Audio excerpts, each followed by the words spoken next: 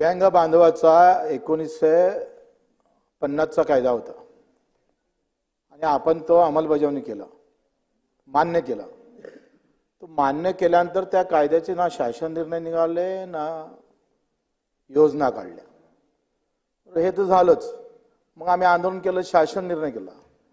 तो शासन निर्णयाच्या 5% अंमलबजावणी करावी याच्यासाठी अजूनही दिव्यांगांना गावागावात जाऊन आंदोलन करावं लागतं। 3.5 लाख कोटी खर्च करतो आपण ह्या कर्मचारी अधिकाऱ्यावर।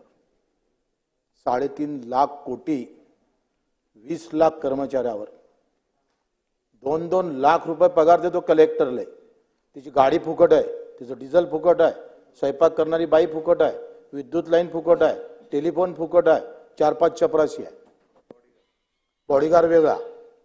तरी तो कलेक्टर त्याच्या कार्यालयातले कामकाज चांगलं करत नाही। तुमच्या मंत्रालयातले 6 मजले मंत्रालय जर सुधारले तर अख्खं राज्य सुधारायला वेळ लागत नाही। तुमच्या मंत्रालयातल्या इवन देसाई साहेब आपल्या मंत्रालयातल्या काही कागदपत्र मी आणले, 8-8, 10-10, 15-15 दिवस उत्तर भेटत नाही।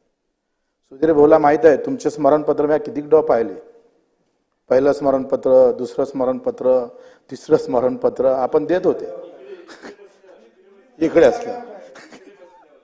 अध्यक्ष महोदय, याच्यातल्या सगळ्यात महत्त्वाची गोष्ट अशी आहे, कोणताही फाईल विभागातील किंवा कार्यालयातील कोणत्याही शासकीय अधिकारी कर्मचारी यांच्याकडे 7 कामाच्या दिवसापेक्षा अधिक काळ प्रलंबित राहणार नाही।